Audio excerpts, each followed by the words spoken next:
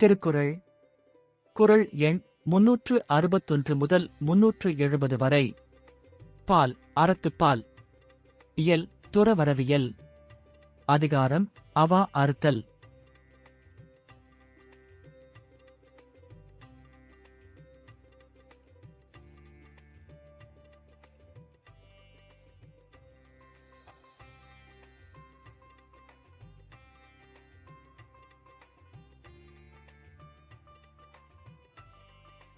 குறள் 361.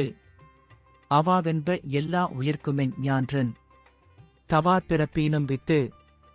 குறள் விளக்கம். ஆசையை எல்லா உயிர்களிடமும் எல்லா காலத்திலும் தவறாமல் தோன்றி முளைக்கும் விதை என்று கூறலாம். குறள் 362. வேண்டுங்கால் வேண்டும் பிறவாமை மற்றது. வேண்டாமை வேண்டவரும். குறள் விளக்கம். பிறவாமையை எப்போது விரும்புகிறோமோ அப்போது அந்த நிலை நமக்கு வரவேண்டும்.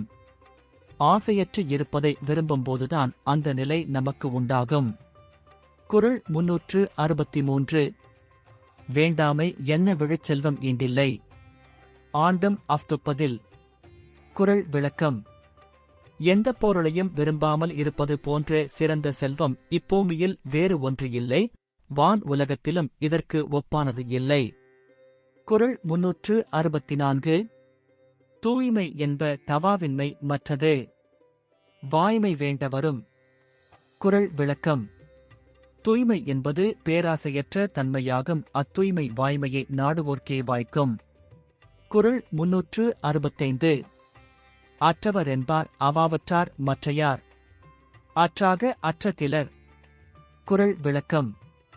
ஆசை இல்லாதவரே எதுவும் இல்லாதவர், மற்றவரோ முழுவதும் இல்லாதவர் ஆகார். குறள் 366.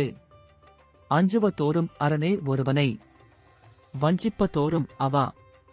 குறள் விளக்கம். ஒருவனை வஞ்சித்து கெடுப்பது ஆசையே. அதனால் ஆசை உண்டாகி விடாமல் அஞ்சி வாழ்வதே அறம். குறள் 367.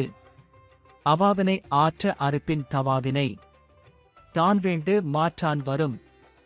குறள் விளக்கம். ஆசையை முழுவதுமாக அறுத்து ஒழித்துவிட்டால் தான் விரும்பும் வண்ணமே அழியாமல் வாழ்வதற்கான செயல் உண்டாகும். குறள் 368. அவாவில்லார்க் கில்லாகுன் துன்பம் துண்டேல் தவாது மேன்மேல் வரும். குறள் விளக்கம். ஆசை இல்லாதவர்க்கு துன்பம் வராது, இருப்பவர்க்கோ இடைவிடாமல் தொடர்ந்து துன்பம் வரும். குறள் 369. இன்பம் இடையரா தீண்டும் அவாவென்னன் துன்பத்துள் துன்பங் கெடின். குறள் விளக்கம். ஆசை எனப்படும் பெருந்துன்பம் இல்லாது போனால் இன்பம் இடைவிடாமல் வரும். குறள் 370.